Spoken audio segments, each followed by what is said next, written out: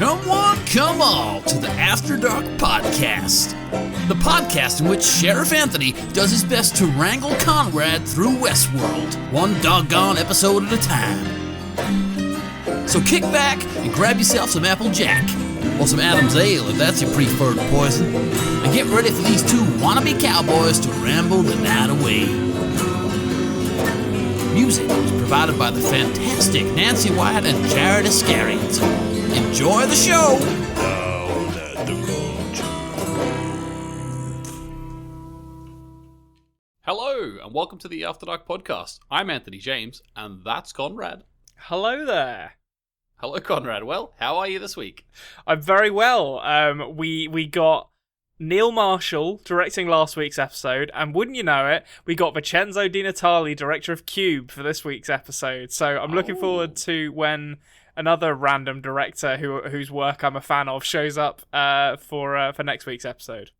Yeah, so HBO can get the big names, can't they? They can get the good ones. But we haven't talked about this yet, Konrad. But my question to you is, this was definitely, when Westworld first came out, it was definitely sort of viewed as the replacement to Game of Thrones. I know it came out a couple of years before Game of Thrones ended, but it was sort of the big next blockbustery show that was going to take it over.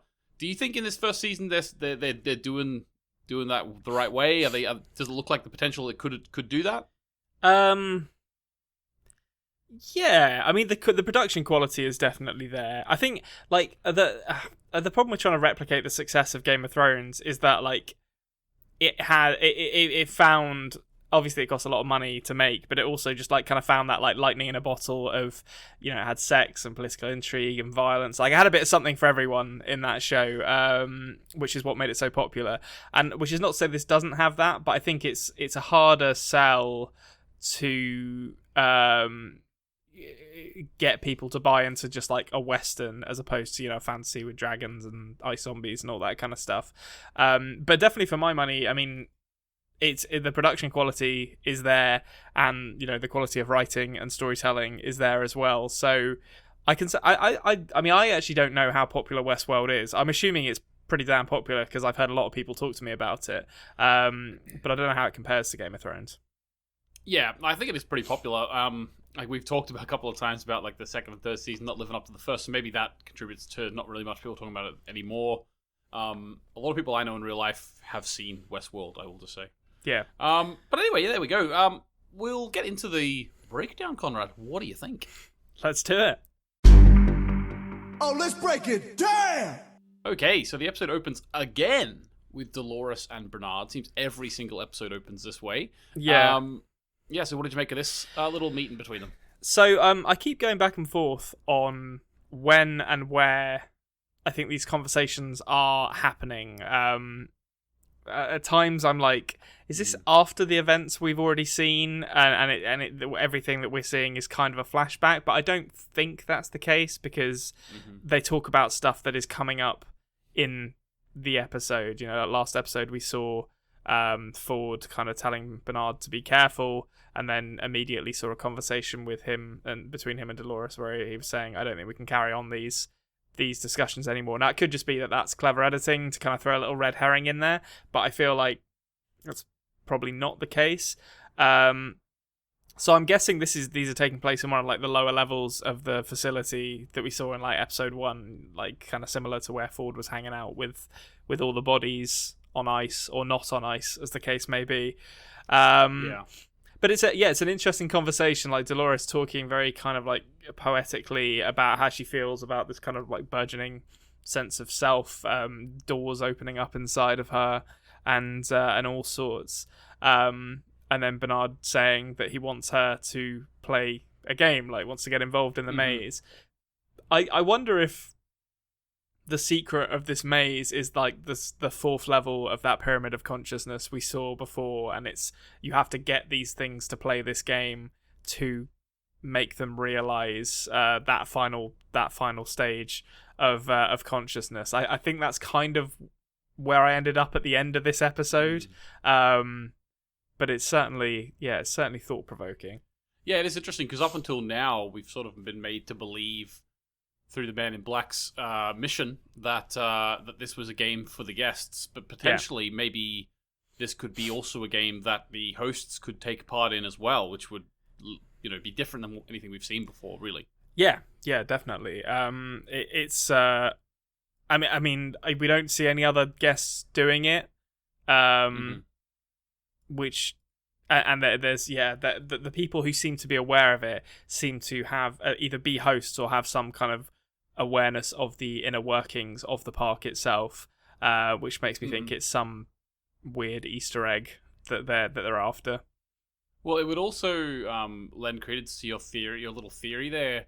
In some way, the fact that the man in black later on says to Lawrence that he's trying to free him. He's trying to, you know what I mean? Like, that he sort of mentions to him that when he finishes what he's doing, you'll be free or whatever. I sort of, watching it again, I sort of thought to myself, oh, okay, that kind of matches up a little bit with Dolores playing the game as well. Yeah, I think there's definitely... I mean, I've got more to say about that whole spiel that the Man in Black goes on about with, like, freeing people from their kind of their preset patterns of behavior. But because I think there's a lot to be mined out of that. But yeah, I think there's definitely... They seem to be on... Well, they are very explicitly on the same path, Dolores and the Man in Black, and... To be honest, a lot of other characters seem to be on the same path by the end of this episode. Yeah. There was also a moment in this exchange where Dolores said that pain and loss is all she has left of her parents. Bernard O-face. And then he said, "That's very pretty." Yeah. That's basically what Bernard said in the last episode. Yes. And then, is that the thing where he asks her if that's something they wrote for her, or if it's something that she came and up... she said she adapted it from her script that she already has on Love. Yeah, it's... I mean, it would make sense because Bernard was one of the people who wrote the scripts or wrote, what their reactions are to things, and it's also something that he uses in his own life as well. Like, I can understand where it came from. Yeah.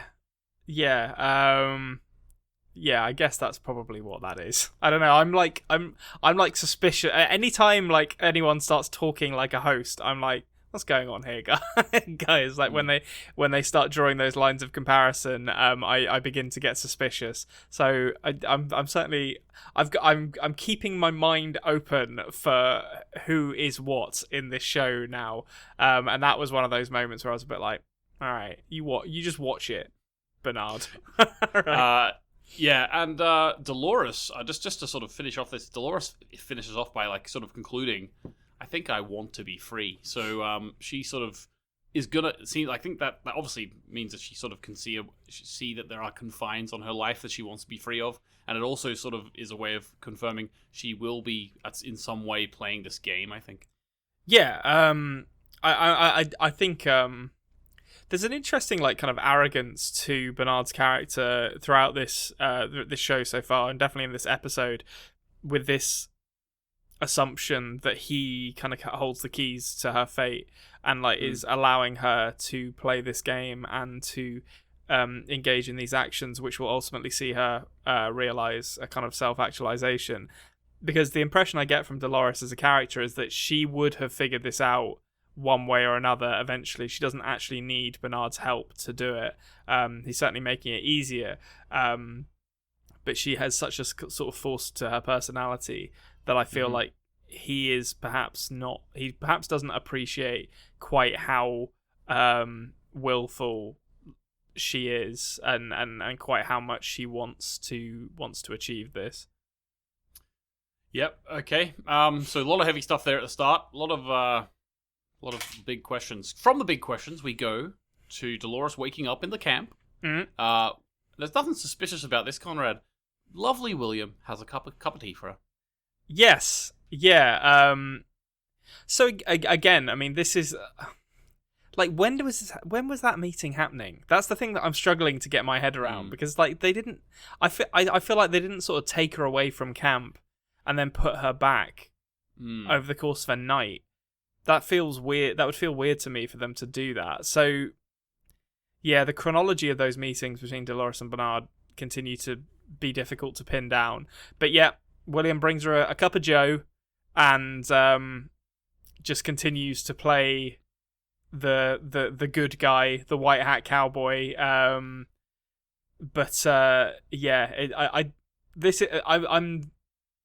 later in this episode we hear a bit about Logan and William's kind of professional relationship with each other that makes me think maybe William isn't quite as good as he's portraying himself to be, or quite as not good, but quite as naive maybe as he's portraying himself to be. But I don't necessarily doubt his intentions here. I think he still is, trying to be a good person. Yeah, exactly. All right, so Maeve. We finally get some more Maeve. There was very little of her in the last episode, if any at all. Actually. Starved for Maeve in the last episode. So, it starts off with a conversation between her and Clementine. Clementine cannot get her mind out of the gutter. Let's just be honest about that. Listen, she's committed to her work. She is committed to her work. What can you say? To be honest with you, to the point where she was saying that maybe she wouldn't charge that fella anymore. Yeah, well, it's nice that she takes pleasure in her work. Like, we should all be so lucky as to enjoy the work you do. Enjoy the work you do. That's all I'm saying. And Clementine's found a way to make that day in day out grind a pleasure, and good on her. Is all I'm saying. All right, okay. Also, there was actually good on that point later on. Clementine in the episode was offering the prices for the fellas and said £5 for an hour or $5 for an hour, $4 if you bathe first. It's just, it sets the tone, doesn't it? Like for the relationships that these people have, and then the other bandit guy like haggling about going second. I'll go it's second. like, dude, Jesus Christ! Like, come on now. Like, this is. Don't ask for that. That's a horrible discount to ask for. We also, I will just mention the old Suzuma phone kicks up a Cure song in this, and I will keep calling it that. Kicks up a Cure song in this scene. It's A Forest is the name of the song. Very early Cure song, which I feel like I didn't mention the licensed music in the last episode. I'm sure there was some, and I just didn't notice it because I don't know the songs. But we got a couple of crackers in this one. Yeah, I really like the way they do it. It does keep coming back. Okay, so Maeve is malfunctioning a bit. Like, she's seeing this real. I like how the show's playing around with the loops now. Yeah, like they're having them sort of their consciousness, or they don't have consciousness, but their sort of inner workings, sort of experiencing multiple moments at the same time because it's in their memory, and so Maeve starts seeing blood in Clementine's eyes while she's speaking. Yeah, and then a guy comes over and shoots her in the head. And then she gets a whole vision of sort of the backstage area again, and then she's snapped back into the same moment in the loop where she's talking to Clementine again. What did you think about that little? So it's. I think the main thing I took from it was the little snippet of dialogue. We hear I don't know what they call, like, the cleanup people backstage. Call them spacemen.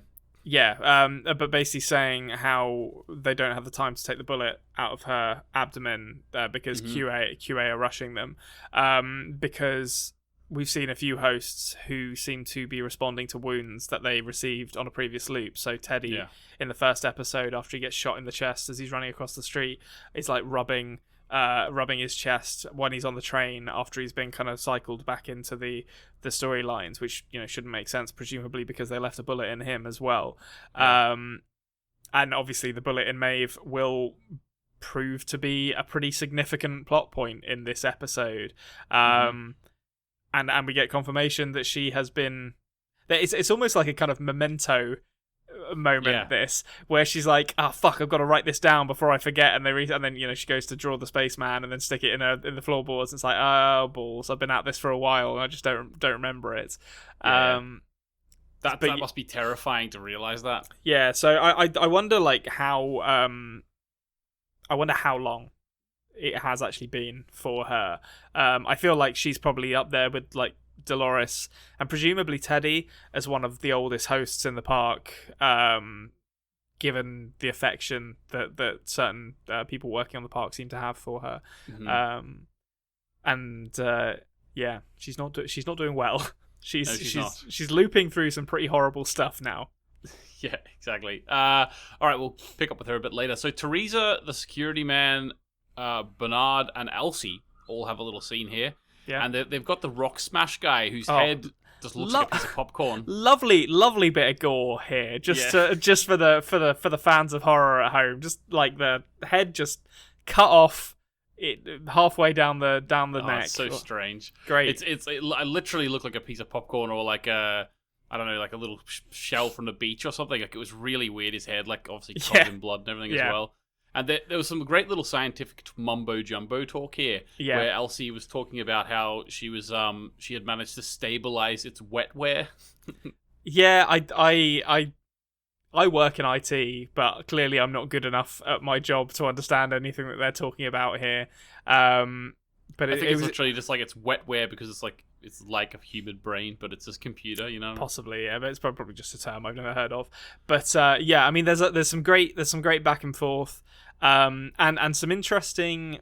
Some more interesting stuff from Bernard at the end of this scene. Like, after there's this like back and forth about what they're actually doing, and Bernard is kind of almost taking a leaf out of Ford's book in this scene, where he's lying to the security people and then telling Elsie to kind of just hush up what her concerns are, and not even like engaging in a like her request to investigate this further to see what went on with this guy, just being like, that's not Orion, you're seeing things the hosts aren't, and then just moving on from it.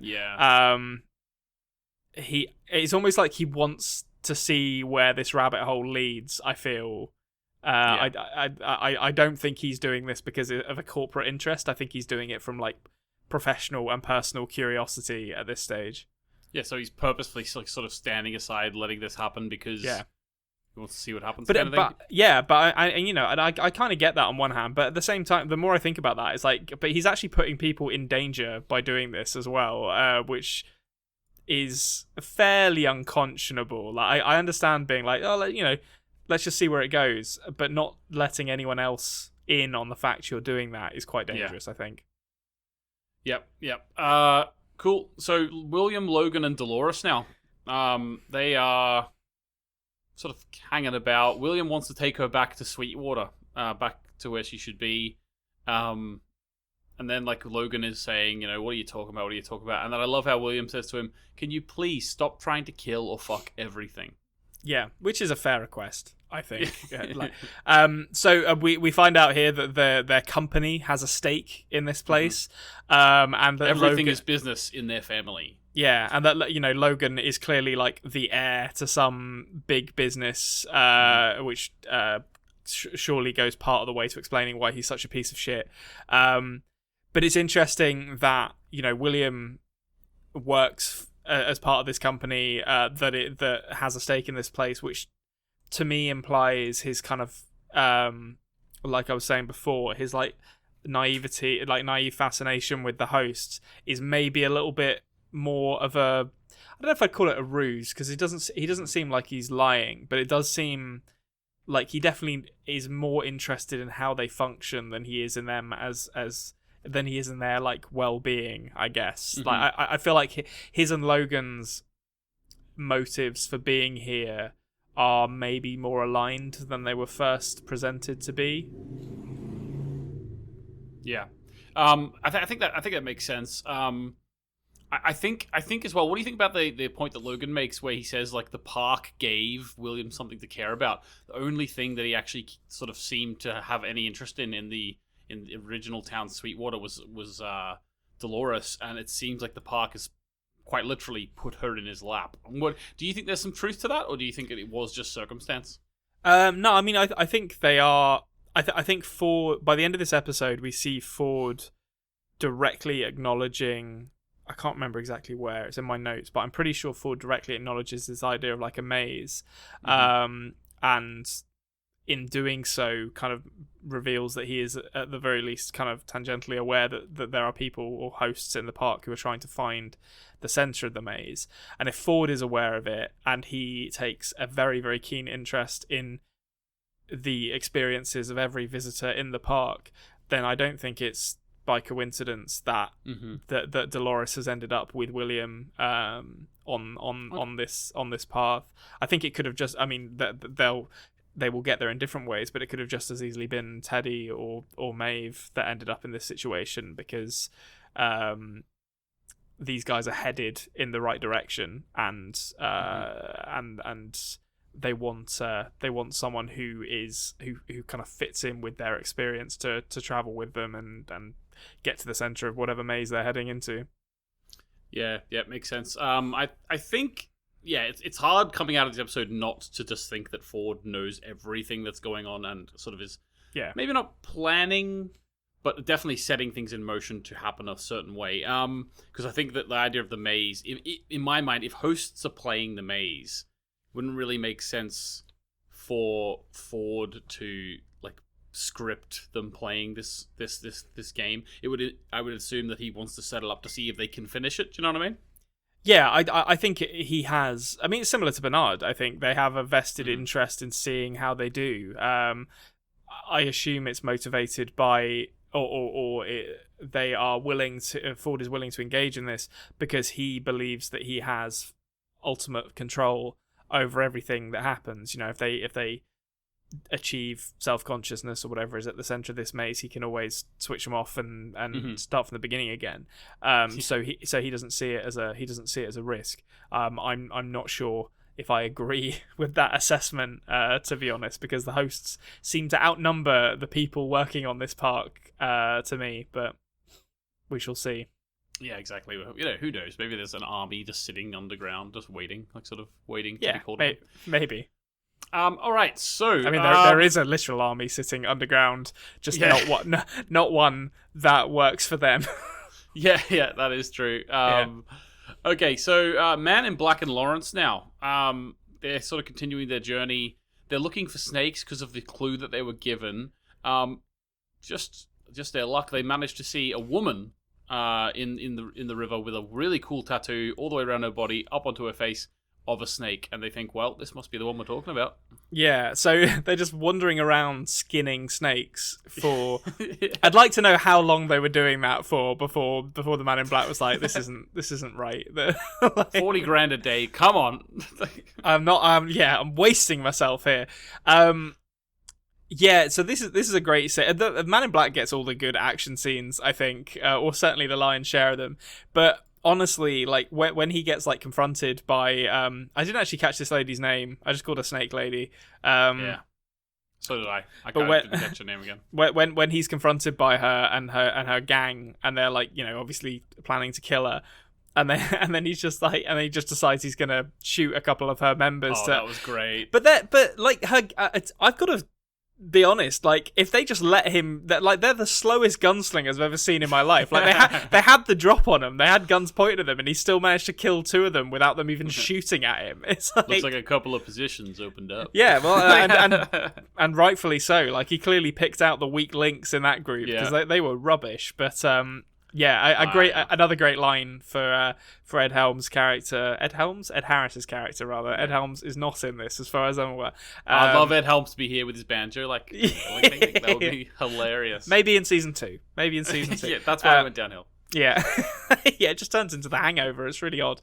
But yeah, so I'm very much looking forward to where this goes, and where it goes later in this episode. There is something we're gonna have to discuss later on to do with a pyrotechnic request that we'll get to it. We will get to that. Felt a little bit Hunger Gamesy, that one. So basically, I just wanted to sort of mention here as well. Throughout this episode, now we've talked about this before, so we don't have to dwell on it for too long, but I just really was engaged in the actual storyline of this bandit gang breaking him out, and even the backstory of the Snake Lady.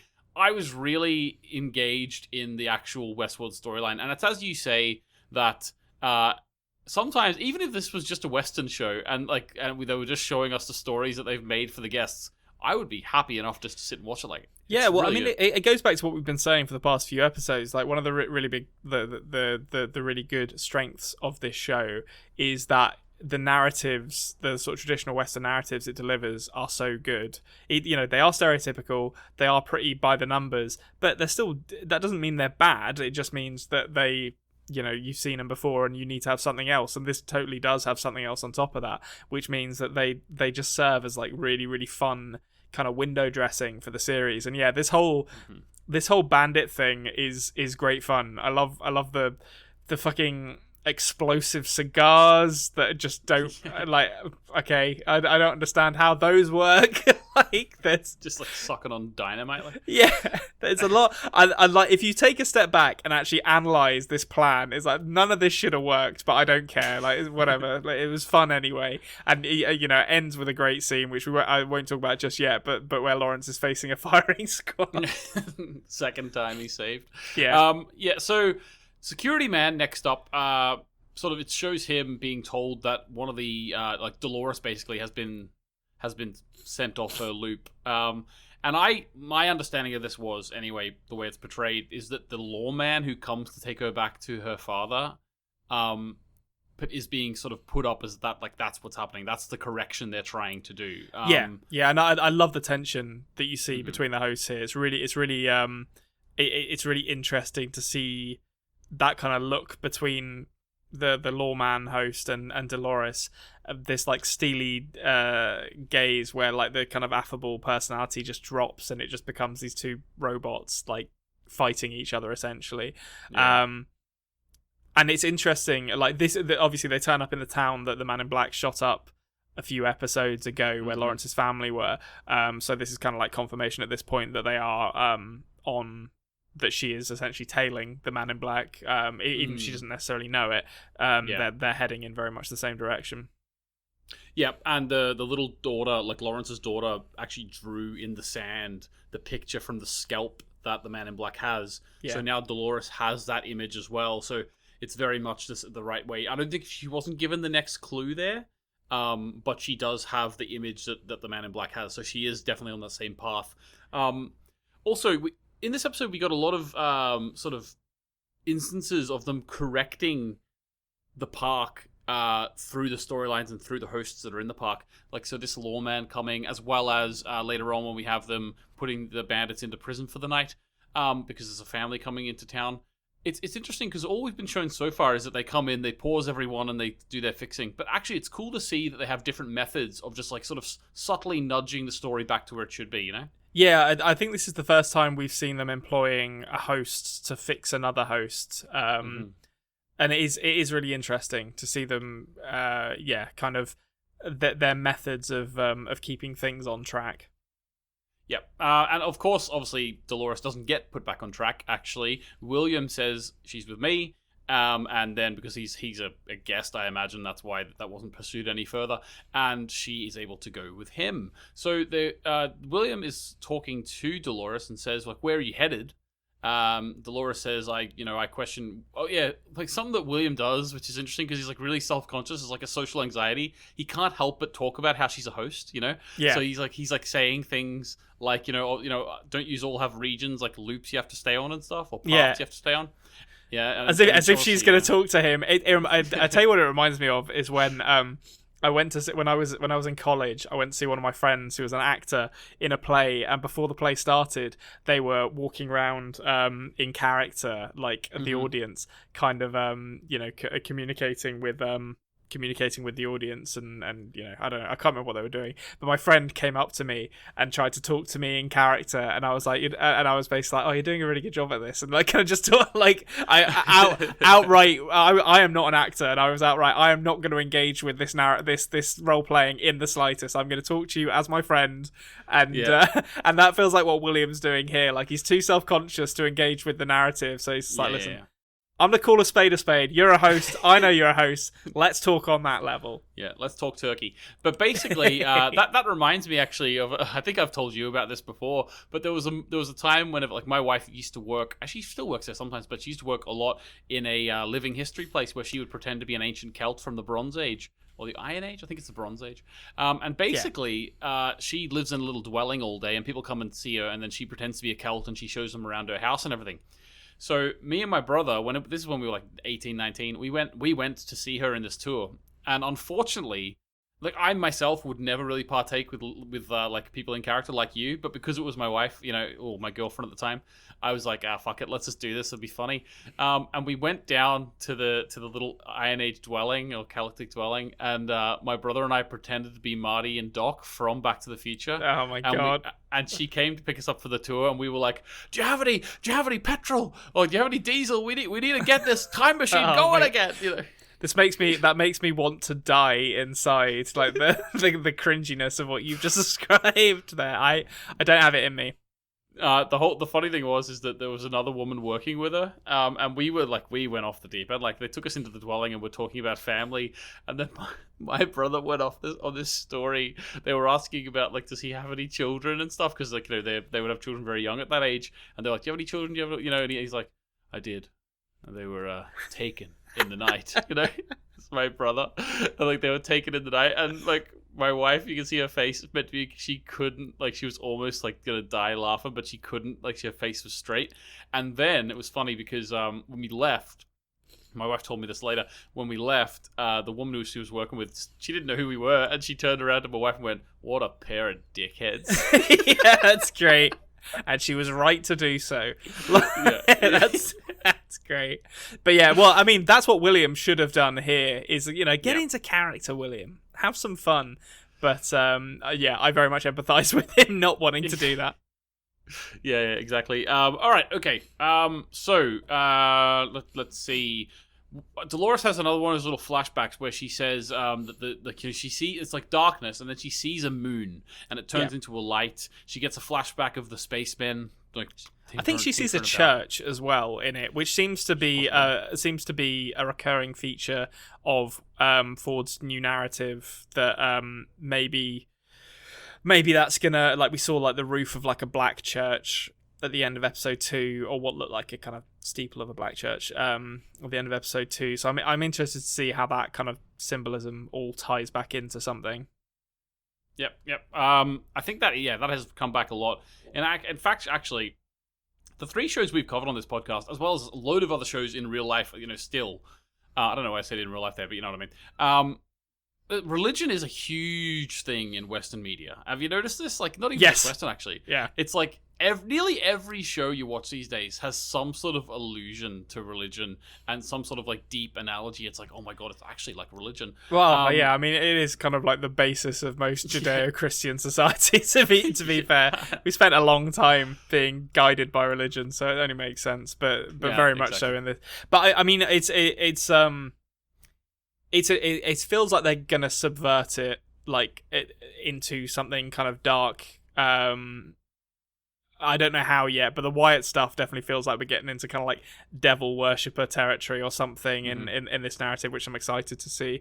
Also, actually, I will say in the, like, I don't want to call it flashbacks, I don't know what it was, but in the visions, I guess, that Dolores had, she sees like the scientist checking up on her, and then she hears William's voice coming from the scientist, and when I heard that, I was like, what's going on there? I think it's just a presentational thing where it's like it was actually just his voice talking to her in the real world. Her out of it. Yeah, but at the time I was like, hello, what's going on there? I've noticed something I shouldn't have. Yeah. So keep my eye on William turning up as an employee of the park at some point in the near future. That's great. Okay, Man in Black now. There was a really interesting. Like, he's with this bandit group, and they're gonna go and try and break Hector out of jail. Yeah. Usually they have to wait 3 days. He's gonna sort of advance that process. But there was a really interesting, when they're around the campfire, a really interesting moment where a different guest comes up to him and says, like, "Excuse me, sir, like, your foundation literally saved my sister's life." And then he's like, "One more word and I'll cut your throat." Yeah, this is my fucking vacation. Yeah. So, yeah. I think the Man in Black is like a doctor or something, and I think, I've said that before, that I think he is the potentially the Tommy that the young Ford host mentions, and I think it would be interesting for them to both be scientists, for Ford to kind of go into like a biology or like I guess it would be sort of partially engineering as well, to get to get the hosts up and running, whereas the Man in Black went into medical science maybe, or something like that, or set up some kind of foundation that deals with that kind of stuff. And a great it's just a great moment to be like, wait, what? Like so the guy who's been torturing and murdering people seemingly at will is like a philanthropist in the real world. Maybe it's just, maybe it's just going to be a kind of something to make us reflect on the idea of like worshipping heroes in the real world, and like, even someone who might appear to be very good has this darker side to them. But I think this is more than that. I think it's asking us to reflect on what we've actually seen him do in the park over the past 4 episodes, and whether all of that, while some of it is monstrous, whether it's in service of a greater good that we are yet to see. Because that's kind of where I am with him at the moment as a character. Okay, cool, yeah. And he knows Arnold as well. He fucking mentions Arnold, so... he goes off he's actually arrested, and they're going off to free Hector to help out the Snake Lady so that they can get her story, because that's what they need for the next level of the game. When he's in the coach, he mentions Arnold. He's describing... Or maybe this is just before they get in the coach. Anyway, he's talking about the story to Arnold, and he sort of knows. And he says that Arnold broke his own rule. He got killed in the park. And then that's where he mentions to Lawrence that he's there to set Lawrence free. Yeah, so I mean, he talks about... First off, he shows the scalp again here, and that thing cannot smell good at this point. Like, that has been just meat that's just been stuck in his pocket for like 3 days as he walks through the desert now. It's got to be... Not real meat, it is to say. I mean, it looks real enough to me. Like, that's... It's wetware. Yeah, sure. It's actually, it just turns into styrofoam when it's detached from the body for that length of time. But yeah, so he talks about obviously, Arnold breaking his own rule, getting and ending up dying. And then he talks about how he wants to honor Arnold's legacy, which is an interesting kind of vague assertion of what he plans to do, because it makes me wonder what Arnold's legacy actually is. At first I was like, that people can't die here, or that he does want people to die here, basically, like that he wants this to be like real life, which I think kind of fits in with this idea of him trying to free the hosts, that he's essentially wants them to wants the visitors to have consequences for their actions, and wants the hosts to be able to be fully real, I guess. But then there's also, as you said, like the interesting discussion about how he wants to, set the hosts free. And it is an interesting question about free will in this character, and I think it's one that will probably become even more so once we know what is actually motivating the Man in Black. But certainly from where I'm sitting at the moment, he feels like a character who is motivated. He's basically a slave to his own instincts and mission. Like, he feels like someone who is motivated maybe by like a lust for vengeance or something like that. And so it's interesting and perhaps slightly hypocritical for him to be kind of lording it over Lawrence and saying like, your choices aren't your own, they're all predestined for you, when it actually feels like kind of he's in the same position as well, that he doesn't have a choice in what he's doing. He has to do these things because of something that has driven him to them. So I'll be fascinated to see what comes of his character, like where I really want to find out what his motivations are, because I suspect he's not actually that different to the hosts in that respect. Another After Dark podcast show, another show which questions free will. That's what we do around here. That's what we do. Yeah. So it's gonna be good to see that going forward. They do get to the prison. They remind us that Lawrence is the most wanted man in 3 territories, and he gets like taken away by the gun squad. Man in Black goes into the cell. Hector's there. Lovely Hector. Just hanging out. He gets dressed out. I love when he gets like dressed down by the Man in Black. He's just like, you feel like you were designed by a committee or something, like tasteful scar, like, and it's you basically just described like the bandit with the heart of gold, like stereotype perfectly there. Yeah, exactly. And I like the fact that that's why he never really knew this character, because he's like, I just couldn't be bothered with you. Like, I wanted to get onto the real stuff, Yeah. So it's really cool. And then this is where the pyrotechnic effect happens. So basically, he takes a match out, and then it goes back to the security man in the headquarters, and they're like, I got a request for a pyrotechnic effect, and he's like, I'll allow it, or whatever he says. Yeah. You know, like okay it, and it's like two cigars that explode. This part felt to me a little Hunger Games, to be honest with you. The way, like, even though it's obviously very similar to Hunger Games in the way it's set up in terms of the park and everything, but when you're like requesting things like this, it felt a little bit like, I don't know. To me, it felt a little bit like, oh, we have to keep showing people that it's not real. Like, I don't think this was necessary. Yeah, I just, this is the first time in this show where I was like, wait, what? Like, so is everything in this park laced with explosives so that they can make a pyrotechnic? Because I didn't. Okay, but like, so if the cigars are explosive, the cigars are explosive. They have no control over that back at the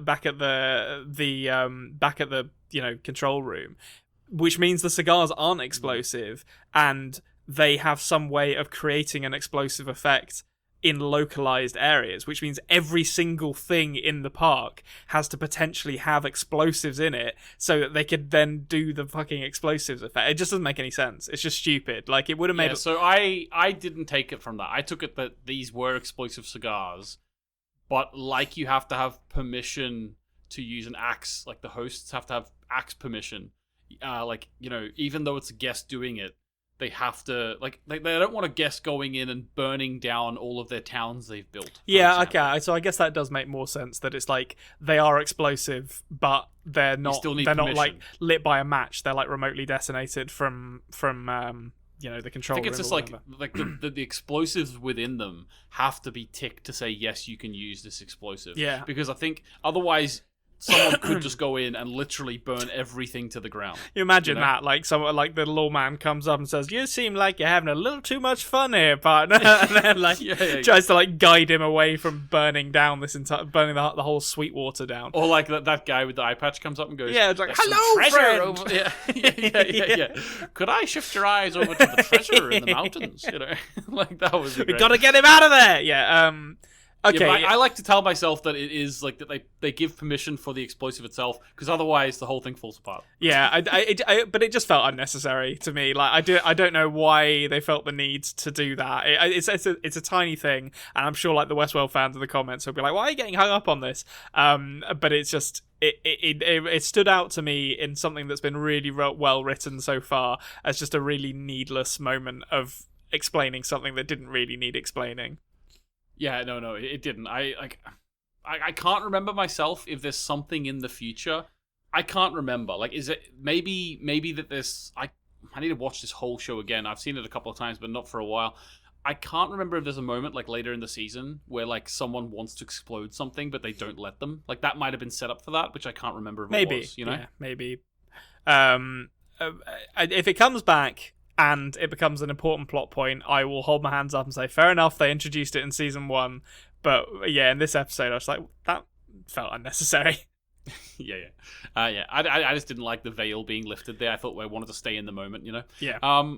Okay, so back at camp, he saved Lawrence again, obviously, and he's taken the Hector and stuff back to camp. Oh yeah, we get the great scene with Lawrence, like, kind of the classic scene facing a firing squad, and they're like, ready, aim, and then you hear the guns firing, and Lawrence is kind of like wincing as he's tied to a post. It feels like a Quentin Tarantino scene. It's very comedically shot, and it's great stuff.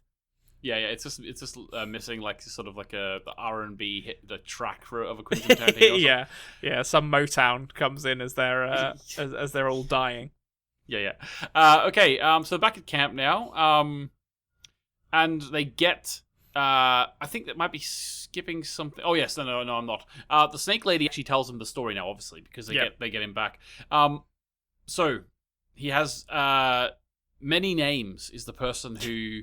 Although I will say the storyline, the background storyline of like getting the tattoo with their blood and the snake is the head of the snake still has to be colored in because she hasn't got the main guy Wyatt yet. Yeah. I really enjoyed that, to be honest with you. I thought that was a really cool backstory. The snake on her, why it's half colored in. I just thought it was really cool. And obviously we now get the tie into the Wyatt storyline. Well, It's really interesting you say that, though, because it is really cool. But this is another example of a character like Teddy, where it's like, oh, she had like this mysterious backstory. Like she was never going to get, she was never going to get. Like they just never bothered coming up with who the main bad guy was that she needed to kill to get the head of the snake. And then they come up with this Wyatt storyline, and it's like, oh, there you go. You can have a bit of a role in this as well. Yeah. So before this, there was never any answer for why her snake looks like that, but now there is. Yeah. It is cool. But It is what it is at this point, but the new storyline, I agree with it. I think it's lovely. It's a shame that whenever we're talking about Wyatt here, we don't get Teddy, saying he came back with some strange ideas. Well, we might do in the next episode, because I've got some recanting to do in this episode. I said in the last episode he died another time, but hold on to your seats, listeners, because he might be making a reappearance. We actually went a whole episode without him dying here. I know, it's unbelievable. Unprecedented. Okay, so Maeve sees a doll of the spaceman. Now, I've seen this show many times, and I don't know why. I remember I saw this, and even me for a split second, I was like, "This must be a vision. This must be a vision. This mustn't be real." But yes, she sees a doll of a spaceman, and a guy says that that's part of their cult. Yeah. So, like, I'm still trying to get my head. Again, this is a chronology thing around.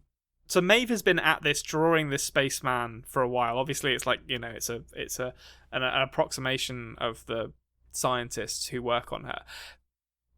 And the fact that has also been brought into the Wyatt storyline through what we find out later, that Hector has been kind of consorting with these cult-like Native Americans out in a particular area, which seems to be very similar to where Wyatt is operating. The fact that they've brought that in to that narrative means that Ford must know that Maeve has been doing these drawings.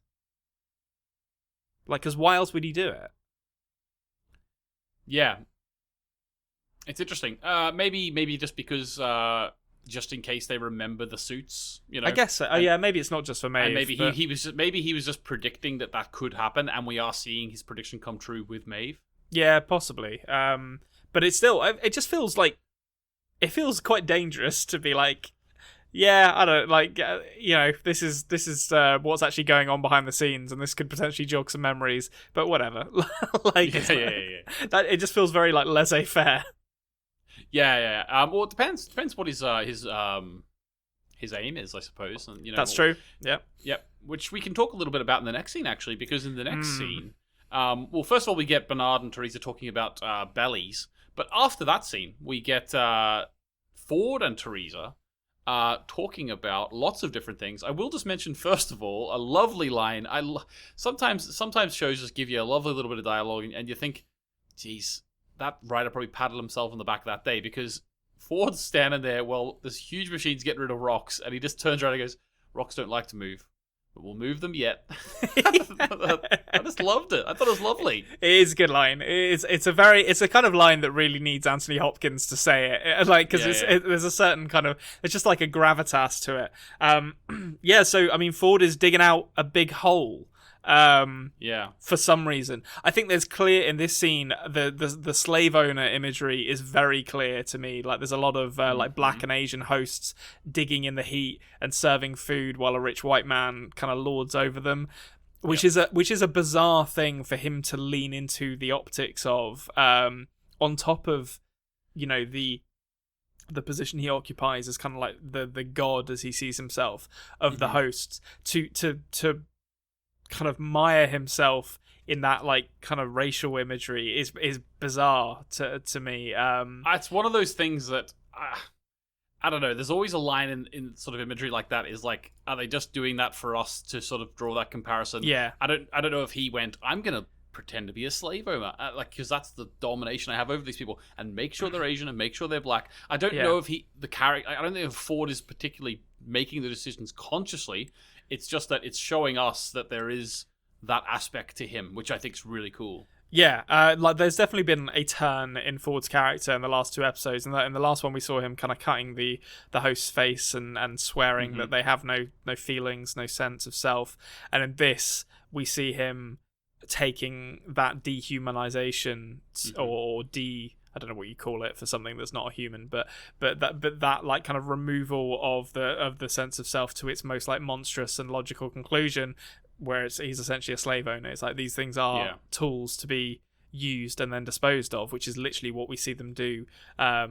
What we see him do with them in this scene. And then it's taken even further than that, because obviously he and Teresa have a conversation about how she's going to go to the board with his about the disruptions caused by his new narrative, and he says that the boards have sent I can't remember what he calls them, but like a overseer or something like that, someone to check out the new narrative. He said they've sent them already, which to me says that we've already met them, though I don't know who that would be. Representative, they say. Yeah, representative. Yeah, I don't know who that would be. Maybe, I don't know. William, maybe? I feel like the fact that they say, "Oh, they're already here," makes me think we've already met them. But maybe I'm barking up the wrong tree with that.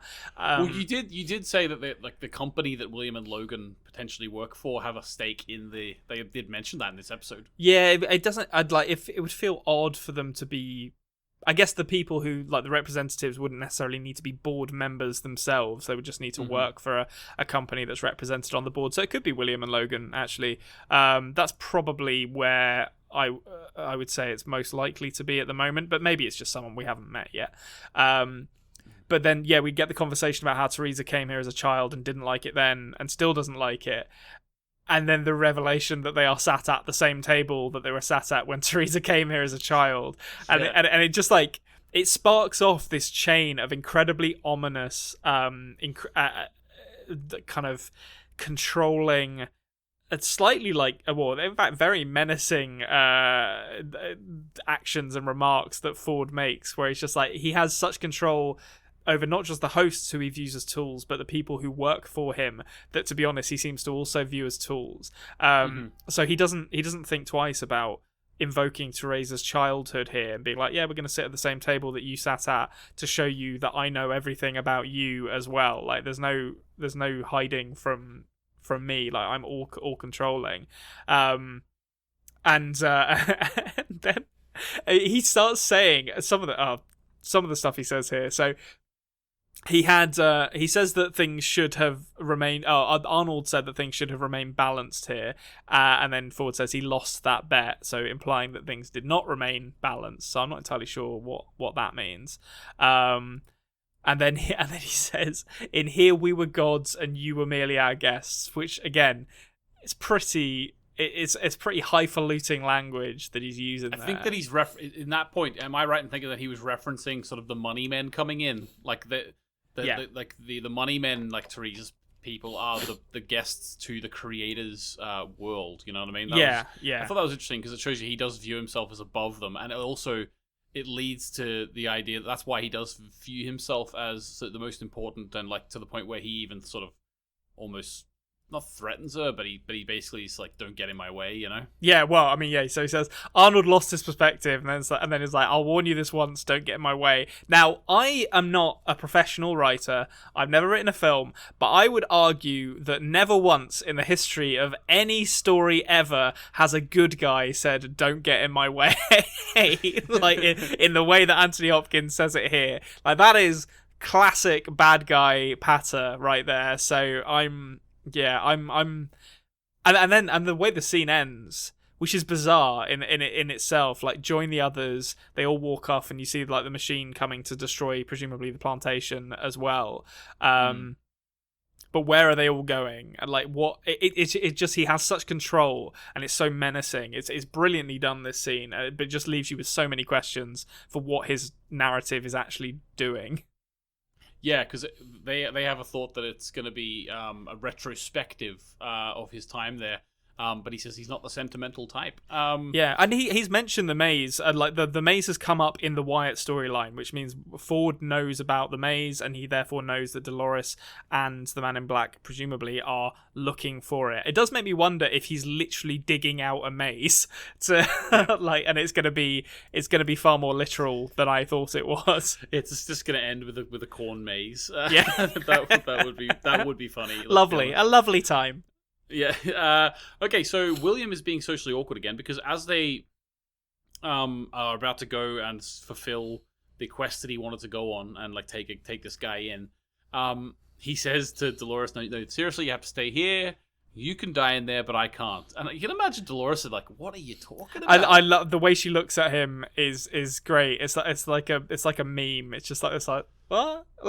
Like I don't understand what you're talking about. Which stop trying to enforce a sense of self on the hosts, William. Like just get in the spirit of it. Yeah, and so they go in. They do some killing. Can I just point out that Logan, when he kicks the door open, utters the phrase "slap leather, cocksuckers," which I don't know what that means. Right. What is slapping leather? I have no idea. Like I understand, I got the general gist of it from the way he said it, but I had to pause it and rewind it just to make sure that's what he said. Slapping leather. Yeah, just slap some leather. I didn't even question it. Like I just went with that. Like let's slap some leather. Yeah, I was a cowboy would say. Floored by it. I was like, what the hell does slapping leather mean? Yeah, like it seems like something a cowboy would say. So I don't. That's true. It passes the eye test for cowboy phrase. yeah, it does. Okay, so Logan gets a new gun as well, so he like loot upgraded, like a little reminder it's a game as well. And then I don't know how he knew that was better. Like he's been there. He's been there a lot of. I guess that's true. Yeah. So basically, the next thing. Well, actually, we'll skip the next little part, but we'll go on to I think the fact that just to end these characters' storyline for the episode, they're taking this guy back, and then he says, come, let me go. I'll take you to my boss Lazo or whatever, and he'll have a lot of money for you. And then like Logan immediately shoots the bounty hunter in the head. Yeah, and then says, "Oh, El Lazo is an Easter egg. Now we've got our story." And it's just Logan. He's one of the best rides in the park. Yeah. Logan is such a utter piece of shit. He really is. I love the like Mexican standoff they end up in, where like he's like saying, "Oh, it's fine, I'll just kill Dolores then," and he's like, "Well, I'm gonna kill the fucking like prisoner we've got here then," and they're just like both of them taking a hostage and threatening them essentially. Yeah, and also as well as that, he calls them robots as well, like to their face. So this is all ticking away in Dolores' head, like Yeah, it's all adding up. Let's just say. Yeah, I feel like. I remember like playing those old they're not that old, but the like Telltale like point and click adventure games where you do an action and then it would like say up in the corner of the screen like Dolores will remember that. I feel like this entire storyline with William and Logan is filled with these moments where it's like Dolores is going to remember a lot of this and she's probably not going to be that happy about a bunch of it, to be honest. Yeah, exactly. Okay, then we get Teddy back. Teddy's hung up on a tree with a vulture next to it. And he's been left behind by Wyatt, it seems. Really beat up. Yep, colour me surprised. He actually survived that beating that he got at the end of the last episode. I was convinced he died, but here he is, asked to be put out of his misery.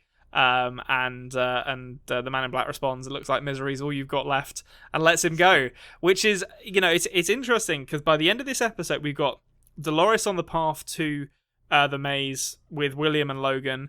We've got the man in black, Lawrence, and now Teddy on the path to the maze. And by the final scene of this episode, it seems like Hector and Maeve might be on that path as well. Mm-hmm. Yeah, it's all coming together, Konrad. It is all coming together.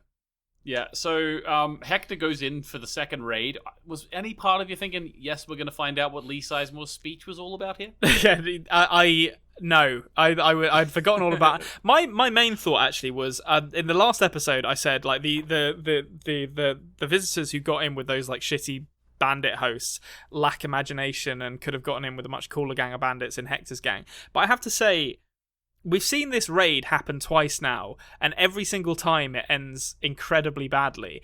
And they're not like, this isn't like Butch Cassidy and the Sundance Kid where they're, hitting loads and loads of towns and making loads of money. This is a safe, in a brothel. Like, it's not that much money that they're stealing, and they're just all dying. It just seems like an incredibly bad plan from these guys as well, to be honest.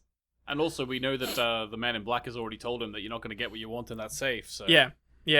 I just feel like the bandits in this are very one note, which I like because it works for the sake of them being stereotypes. But it is really funny watching them do this and just be like, you're just all gonna die. This isn't gonna go well.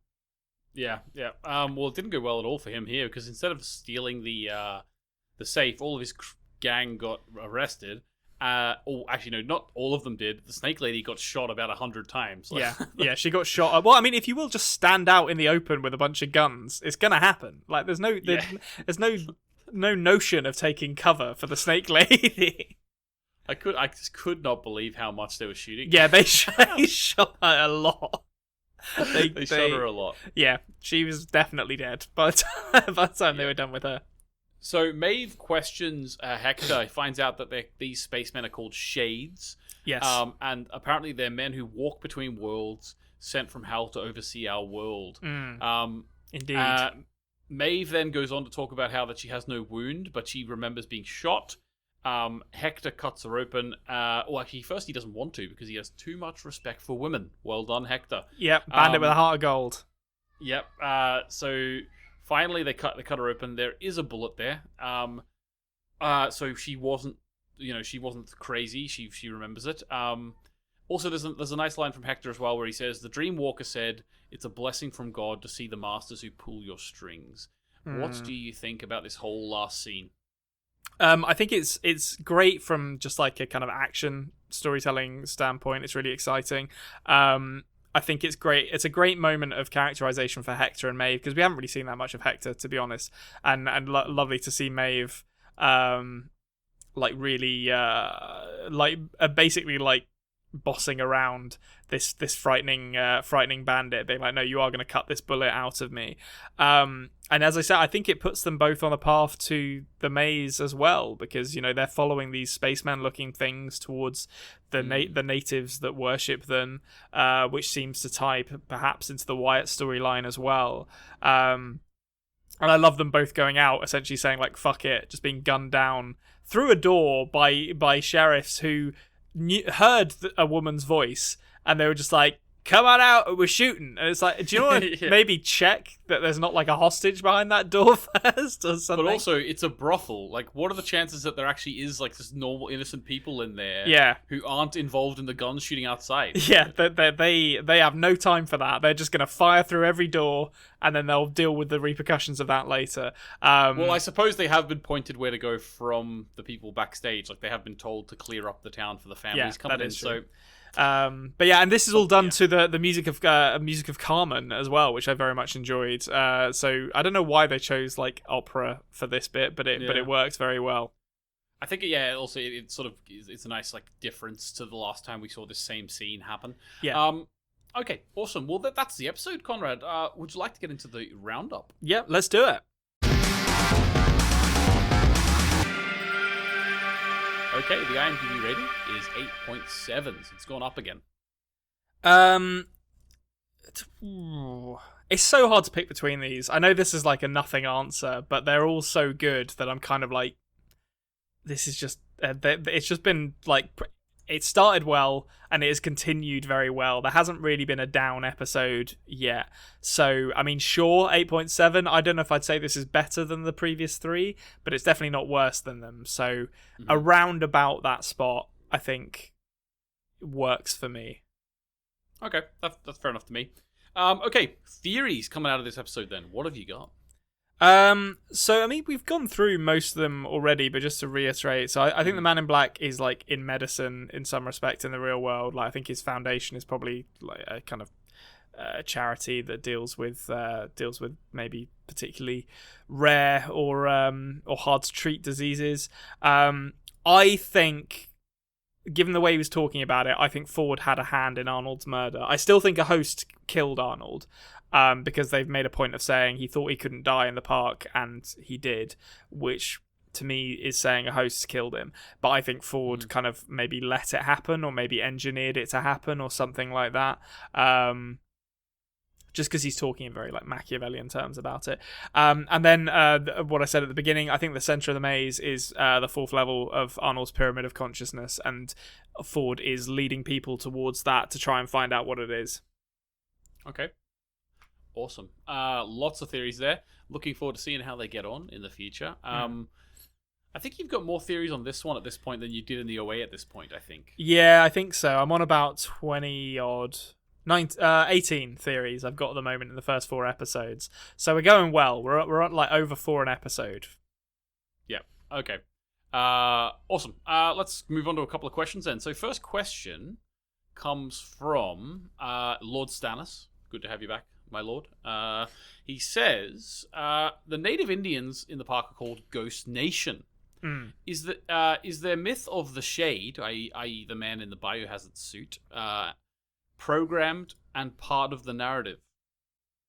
Yeah, I definitely think it is. Like, there's no way that like a dude looking like a man in a biohazard or a what's it called, PPE suit is by accident like that. I feel like Ford is leading a lot of hosts towards the reality that they live in because he wants to see what happens at the end of it. And I actually think there's several people working at the park who are trying to do the same thing. I think Bernard is doing something similar on a much smaller level, just with Dolores. Although obviously he's telling her to pursue this maze as well, which tells me that the idea of this maze predates the narrative because Bernard is aware of it, and the new narrative, Ford hasn't really told him anything about that yet.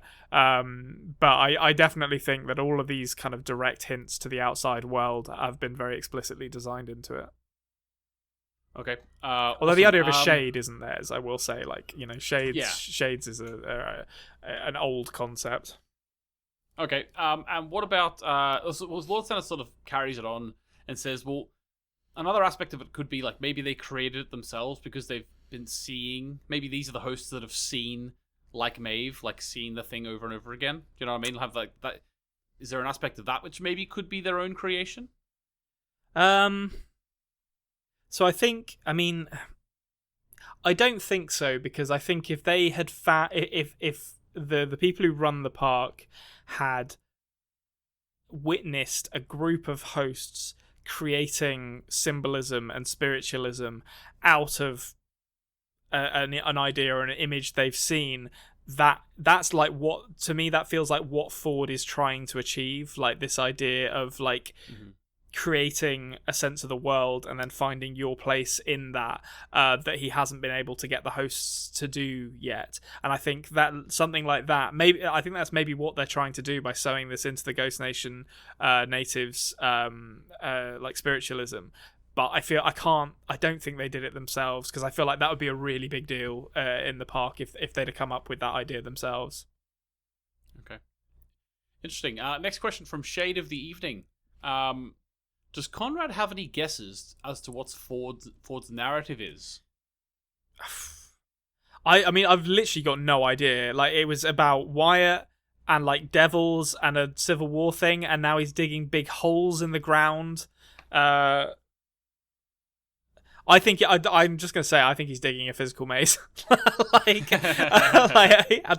that he's making a big old maze in the ground with his diggers. Like, that's what his narrative is. It's gonna be really disappointing. Okay, awesome. No prob. And let me see here. There was a question from Donnie Stats actually, but I think you kind of answered it. Okay. Does this opening scene with Dolores and Bernard being a flashback mean that, because you said it was a flashback, mean that all the similar scenes we've seen to this in the first 3 episodes are also flashbacks? So I think maybe expand on that a little bit more. Yeah, I'm not decided either way. I keep being like, this feels like a narrative framing device that you have at the beginning of an episode and then say, and now we're going to flash back to, you know, what actually happened on this day, and because they keep returning to it, it feels like that to me. But it's odd that they're talking about things as they're coming up in the episode, or after they come up in the episode appear, which, as I said at the beginning, might just be clever editing to kind of make you unsure about where they sit. I think as it stands at the moment, I'm kind of falling on these are probably flashbacks, and everything that we're seeing is leading up to the long conversation that Bernard and Dolores are going to have, maybe at the end of the season or something like that. But I could go either way on that still. Like it's brilliantly edited to bits where I'm just not sure where it's sitting. Okay. Awesome. Well, that's going to do us, Konrad, for this week. That's episode 4 in the bag. We are going on to episode 5 next week. Cannot wait for it. I said to Konrad that I'm just going to skip forward and watch episode 10 because I just really can't wait to see all this stuff paid off, and I'm going to go through week to week with Konrad, but I cannot wait to see it. So I'm just going to watch episode 10 again, just for fun. Just for fun, guys. Just treat yourself. Just treat myself. So if anyone wants to talk to me about episode 10 of this season, pop into the Discord, into the spoilers section or the Anthony section. Yeah, I'm not allowed in there. Conrad doesn't look in there. The Anthony's part of the Discord. And so apart from that, I think that's probably going to do us. Konrad, any last thoughts this week? I don't know where this narrative is going. Someone please help me, because I have got no idea. Don't actually, but you may send me clues in picture form. That's what That's what I want. All right, guys, just to remind you as well, spoiler tag anything in the comments if you think it's going to spoil Konrad. He does like looking in the comments. As well as that, subscribe to the channel if you're new here. Like the video, that'd be really cool. There's little links in the description as well for loads of other stuff. Have a look at those. But apart from that, goodbye. Goodbye.